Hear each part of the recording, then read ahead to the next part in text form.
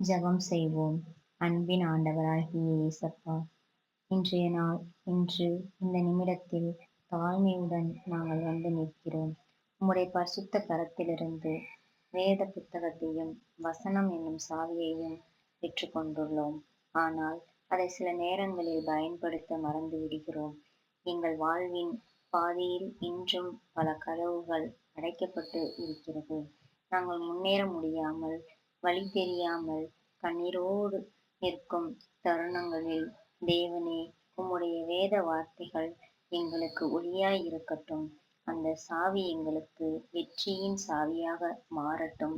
உம்மை பிடித்து கொண்டு பயணம் செய்ய கிருபை தாரும். அப்பா, எந்த தடையும், எந்த பயமும், எந்த தோல்வியும் எங்களை நிறுத்த முடியாதபடி உம்முடைய தயவால் எங்கள் பாதையை சீராக்கி நடத்தும். எங்கள் அனைத்து பிரச்சனைகளுக்கும் ஒரே தீர்வு உமது வேத புத்தகம்.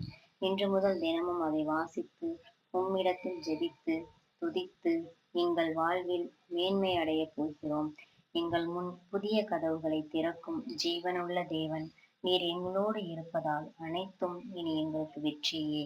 இயேசுவே கிறிஸ்துவின் நாமத்தில் ஜெபிக்கிறோம் பிதாவே.